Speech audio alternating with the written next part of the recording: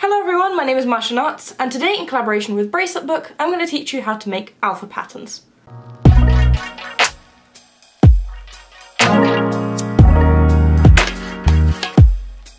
Now, if you've never heard about Bracelet Book before, it is an amazing website for bracelet makers. Bracelet Book is like the perfect social network for bracelet makers. There are plenty of patterns to choose from, both normal and alpha patterns. There is a video section with video tutorials. There is a tutorial section with plenty of photo tutorials. There are forums on which people discuss different bracelet issues and just other stuff as well. In fact, the forums on Bracelet Book are actually the first place that I send people when they come to me with their bracelet questions. As much as I would love to answer all of your questions, I physically am not able to do that because there's a lot of you and only one of me. So I always send you guys to Bracelet Book to ask your questions on the forum, since there are always people there who are ready to help you. There are plenty of other cool features on Bracelet Book, such as the chat where you can just talk to your fellow bracelet makers, and you can even create your own patterns on the website as well. In fact, I am also a moderator on Bracelet Book. That means I can do a lot of different things, but the main thing is I can approve or decline patterns. So if you submit patterns to Bracelet Book, there is a chance that I might be the one approving or declining that. So you may have seen that I've already done a video on how to make alpha bracelets, and this is the bracelet that I created in that video. And what I said in that video still holds true. However, since then I have found a technique of switching the colors in an alpha that results in much straighter, flatter, and just generally neater bracelets. So in this video, I'm going to go over how to make alpha bracelets from the very beginning to hopefully make you more confident in making alphas.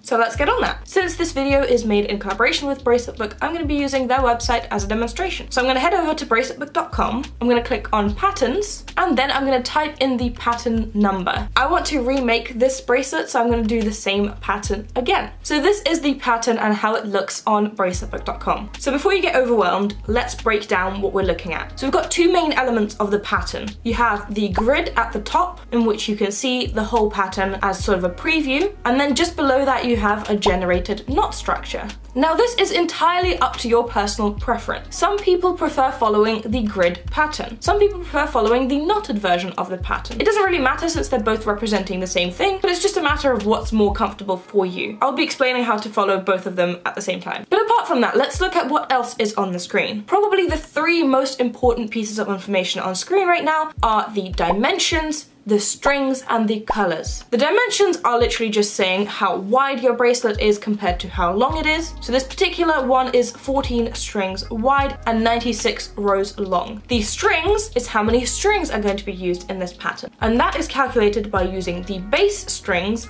plus 1. And the number of colors is self-explanatory. So what are base strings? Take a look at the pattern once again. If you've ever made a normal pattern, you know that normal patterns are made by knotting all of the strings together. All of the strings come together and work in conjunction with one another to create the design. In alpha patterns, things are a little bit different. Alpha patterns are made more like weaving. You have a certain number of base strings onto which you make knots with a leading string. In this pattern, there are 14 base strings. And you can see that here at the top because there are 14 white strings sticking out of the pattern. You can also count that by counting how many squares there are in one column of the grid pattern. Or you could just look in the dimensions at the top. So as I said, you have base strings, which are not seen anywhere in the pattern. They are literally just a base, a structure for your bracelet to be weaved onto, and you have a leading string. In this bracelet, the first leading string is the blue, which is the background color. So that is why the number of strings at the top of the screen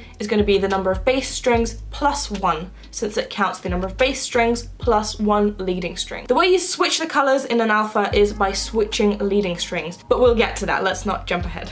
So what exactly is it that we are looking at when we are looking at a grid pattern? Essentially, it's pixel art. Alpha bracelets can be made from pixel art. Each pixel represents a knot. So if you see a dark blue pixel, it's a dark blue knot. If you see a yellow pixel, it's a yellow knot, and so on. So the grid pattern is telling you when to make knots of which color. Alright, so I can see here, based on my pattern, that I have 7 full rows of just the blue string. And you can see that in both the grid pattern and the knotted pattern at the bottom as well. So there are 7 full rows of just the blue string. So let's start by doing that. What you're going to do first is you're going to cut your base strings. The base strings for alpha bracelets don't really need to be super long, since you're not going to be doing any knotting with them, you're only going to be knotting on them, but I still like to make mine a little bit on the longer side, purely because I like to have quite long ties. I would say about 10 to 15 centimeters on either side for the ties, plus however long you want your bracelet to be. I usually make my bracelets between 12 and 14 centimeters. Once you've cut your base strings, you are going to count them multiple times. Because believe me, when making an alpha pattern, the worst thing that you can do is miscount your base strings. I cannot stress that enough. It is so annoying when you get the number of base strings wrong. There is very little you can do about that when you actually start making the bracelet. So definitely count your strings before you head into the next step. So once you've cut your string and counted it many times,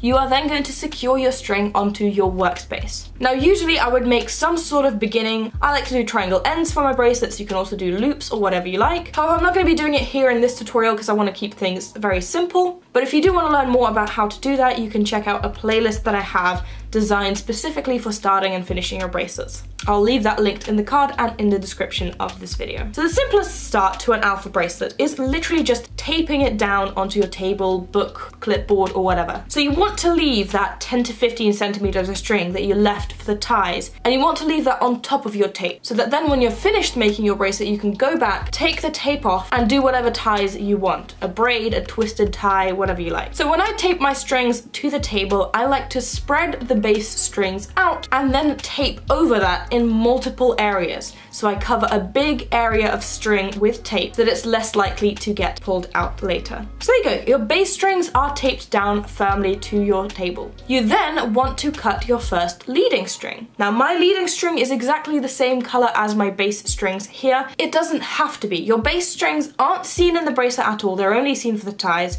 so they can be whatever color you like if you don't mind the ties being of a different color. I, however, have quite a lot of this string, so I don't mind using it for the base strings as well. So for me, they're going to be the same color. So your leading string, especially for the background string, you want quite a lot of it because you're going to be using quite a lot of it. You are going to run out while you're making the bracelet, and you will have to tie a new one in. That is just inevitable, so be prepared for that. Multiple times while you're making the bracelet, in fact. But you still want to get it quite long so you don't have to change it as often. I'd say about 1 meter should do. So what I like to do is I like to tape my leading string to the left of my base strings so that it's just out of the way, and then just do a forward knot on your first base string. As we saw in the pattern previously, there are 7 rows of just the blue. So I don't really have to think about that much. I don't have to check back to the pattern that much. I know I just need to make 7 rows. And in alpha patterns, the rows are horizontal. You take your leading string and you make a row of forward knots on each individual base string until you reach the end. Now at this point, if you're confused and you don't know what I'm talking about when I'm saying forward knot, I highly suggest that you should check out my beginner tutorials. Alpha bracelets are definitely not beginner bracelets. If you've never made bracelets before, don't start with an alpha. It will be confusing. So heading into this, when I do say make a forward knot, make a backward knot, I expect you know what that means. So once you get to the end of the first row, you could do a forward knot on the last string as well. There's nothing wrong with that, but there is a technique of keeping your edges straight, and for that you do a forward backward knot on the right edge string. Now look at this bracelet that I did in the last video.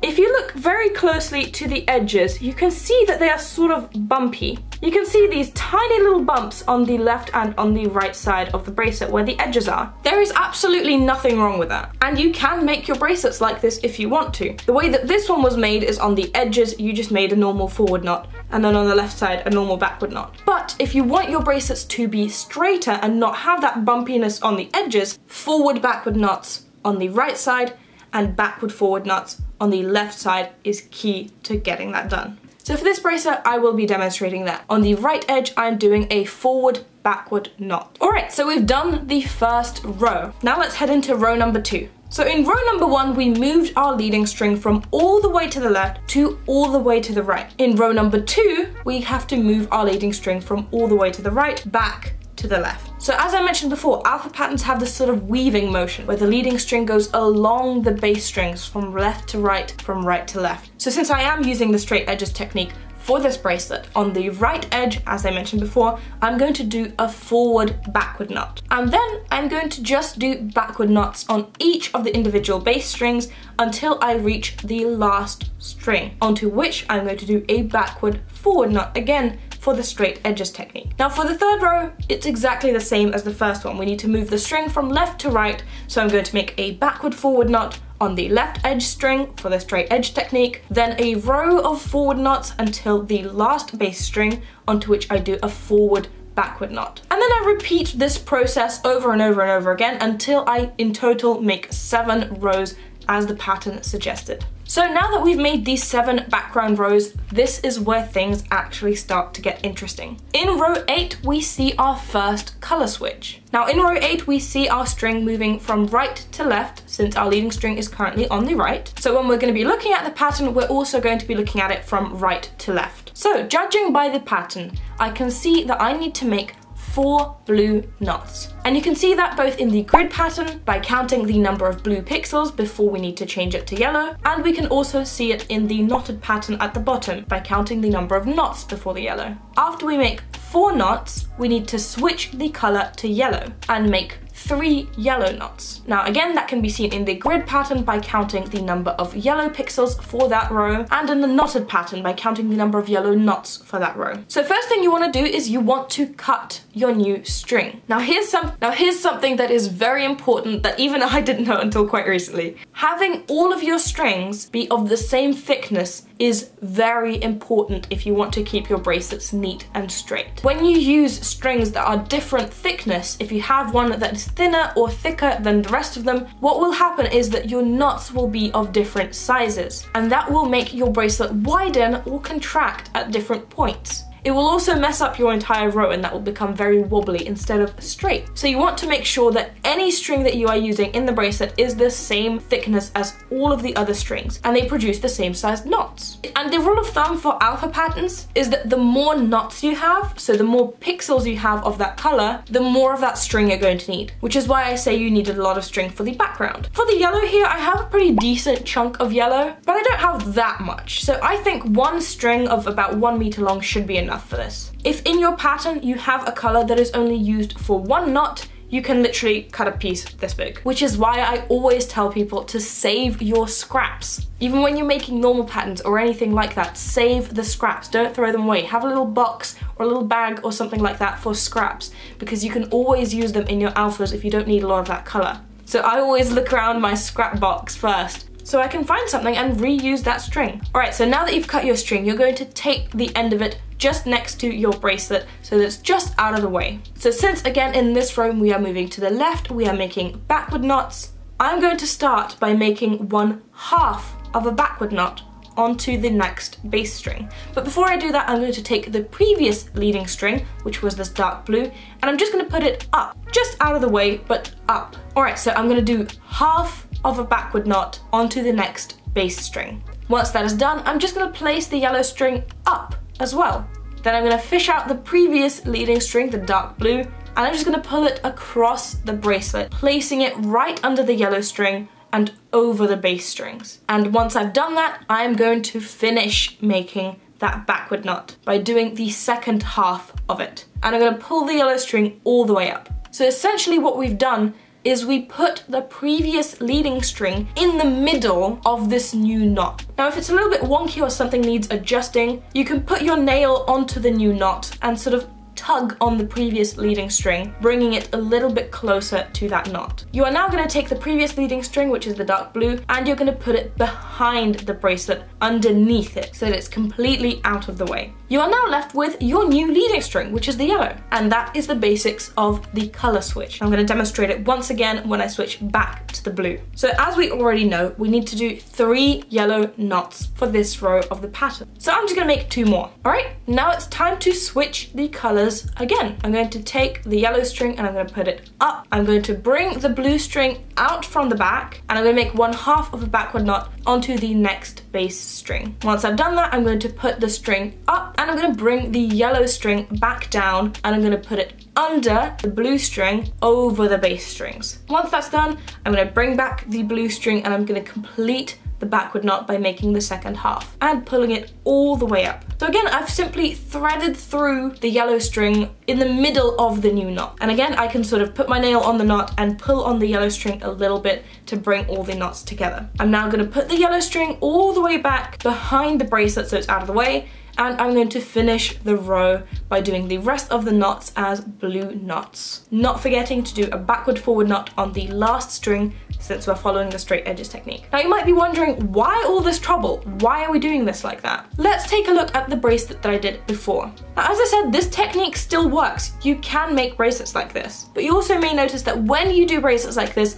the result is quite bumpy. You can even see it in the bracelet here. All the pieces where the planets are bumpy. They stick out from the fabric of the bracelet and you can actually feel it. Literally, if I close my eyes, I can tell you exactly where all the planets are because I can feel them. Switching leading strings by threading the previous string through the next knot eliminates that completely. Your alpha becomes completely flat. It is one solid piece of fabric. There is nothing sticking out. Another thing is that if you're following the previous technique that I showed you, sometimes when you have vertical columns, the strings can come apart because they're not weaved together firmly. But in this new technique that I'm showing you today, when you thread your previous leading string through the new knot, you are weaving all of the base strings together. So you won't have that separating issue that you may have had previously. So I definitely believe that this technique is worth learning. It can highly improve the quality of your alpha bracelet. Alright, so now that row 8 is finished, let's take a look at what we need to do on row 9. On row 9, the leading strings are moving from the left side to the right side, so we're going to be making forward knots. And by looking at the pattern, I can see that I need to make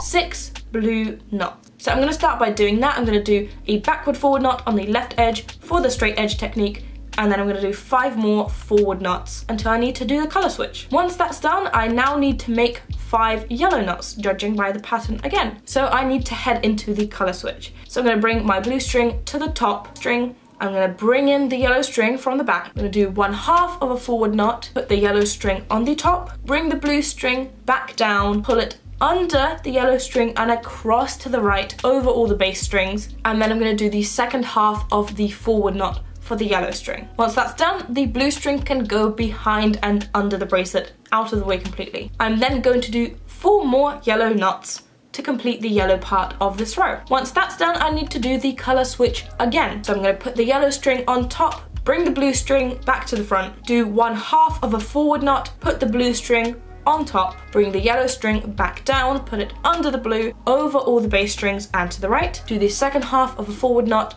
with the blue string, and then put the yellow string back and under the bracelet so it's out of the way. And then for the rest of the row, I just need to make blue knots. So that is what I'm going to do, just forward knots on each of the individual base strings until the last one, onto which I'm going to do a forward backward knot for the straight edge technique. And that's it. That's how you follow alpha patterns. You take it step by step, row by row, color by color. First, you determine what direction your knots are going, which should be pretty easy because your leading strings are either on the left or on the right. Second, you determine how many knots you need to make of which color. Third, you make those knots. Then you do the color switch, do the rest of the knots, do another color switch if you need to, and complete the row. And this goes for any colors. If you look further down in the pattern, you can see that I'm going to need a light blue, a green, a pink, a purple, a red, a bunch of different colors. The technique is always the same. The best way to bring in a new string is by taping it down either to the left or to the right of the bracelet so it's just out of the way. And the color switch technique is exactly the same. Now in this pattern, I don't have a situation where I need to make a color switch right at the edge of the bracelet. But let's pretend that I do. So at this point, I'm not following the pattern anymore. I'm doing this purely for the example. But say you need to switch the color right at the end. Say the last knot of your row is of a different color than the second to last. So for me, let's pretend that for this row, I need to make a yellow knot right on the left edge. And all the previous knots are blue, for example. This isn't what the actual pattern says to do, but as I said, this is just purely for an example. You can't do the normal color switch on the last knot of the row because then you're gonna have a string sticking out of the edge of the bracelet, and you don't want that. So instead of doing that, you're going to let go of the previous leading string, which for me was the blue. You're going to dig out the new leading string, which for me is the yellow, from the back of your bracelet, and you're going to bring it out very carefully, making sure to cross the strings together. So your previous leading string has to cross over the new leading string. It doesn't have the same effect as putting your string through the previous knot, but you're still crossing over the strings. So you're still weaving all of the strings together. And once you've crossed over those strings, you can just do a backward forward knot on the edge, since we are following the straight edges technique. So that's it. Hopefully that answers your questions about how to change leading strings in alphas to have a flat alpha. Now, as I said, this technique not only helps with keeping alphas flat, but it also keeps with keeping your alphas straight, so long as you only use strings of the same thickness. That is very important. I'm gonna go ahead and finish this bracelet off camera, and I'll see you when I'm done. And there we go, the bracelet is complete. Take a look at how different these two bracelets are, even though I was following exactly the same pattern. With this original bracelet, you can literally see that it's bumpy. All of the planets, the rocket ship, and everything is bumpy. It's sticking out from the fabric of the bracelet. And you can also see these sort of ribbed edges, these bumpy edges. Whereas this new one is completely flat. Everything here is the same. And the edges aren't bumpy at all. In fact, they're very straight. I think the difference is absolutely clear. And now, as you can see, I just did braided ties for both of the ends. At the beginning, I told you to leave some string up the top, and that is what I used to make the ties. You can also see some string sticking out of the bottom here. I just wanted to demonstrate what the back of the alpha looks like and how you're going to cut off the excess string. So this is the back of my alpha. Obviously, it doesn't look presentable at all. You can't see the design. You can't tell what it's supposed to be. You can only really see on the front side, which is different to normal patterns, because on normal patterns, it's pretty much the same on both sides. But this is just the case with alphas. This is what the back looks like, purely because you're moving all of the strings. See these yellow strings, for example, those are the dots, so the stars. You can really see the string sort of going from dot to dot. Some people like to sew felt on the back to cover this. I've seen people on Instagram even do leather covers or just stuff like that just to cover the back side, but I don't mind. I just always leave my alphas like that, since if you're wearing it, you're not going to be seeing it anyway. I personally don't care. So for these strings that you have left over, so for all of the color strings that you were weaving in that were your leading strings, how do you get rid of them once you're done? I personally just cut them off. Literally just snip it, right? Get close to the edge there and just snip. I've heard that some people use different things to make sure that their strings don't come out the other side. I've heard people using glue or even nail polish, but I definitely know that clear nail polish isn't a good idea, because then those sticking out bits of thread become very sharp. So nail polish specifically, definitely don't do that. That's annoying to wear for sure. Glue, I don't know, I've never tried it. I just snip it off. I don't care. I've never had a problem with a string coming out from the other side or coming undone or anything. I literally just, oh, this one's getting hard to get to. There we go. I just snip it off. And that's it. Now there's no string sticking out from the other side. If you want to make this pattern for yourself, I will leave it linked down in the description so you can check it out. And you can also find a ton more patterns on Bracelet Book. The pattern database gets added to every single day, and you can even add to it yourself and create your own patterns. I personally think that the best pattern to start with when trying alpha patterns is any pattern, provided that it's not too thick. So definitely limit the amount of base strings to under 10, and also one that doesn't have too many colors. So I'd say 2 to 3 colors is probably the best bet for starting out. That way you don't have too many base strings to worry about, so it's not too overwhelming, and you still get to get the hang of the color switches. So definitely check out Bracelet Book. In the patterns menu, you can filter by the type of pattern, by the amount of strings, and by the amount of colors as well. Before I go, I also want to give a huge shout out to Claire, who has been a massive help to me in figuring out this technique. I only quite recently found out that this technique existed, and Claire has really helped me get the hang of it. So thank you very much, Claire. I truly appreciate it. I hope you guys enjoyed today's video. I hope it was helpful to you. If you have any questions, feel free to leave them in the comments. I'll try to answer as many as possible. But also, if you're having any issues with your bracelets, the forums on Bracelet Book are a great place to find help, as I said previously. Thank you guys very much for watching. I post videos on Wednesdays and Saturdays, and I'll see you next time. Bye!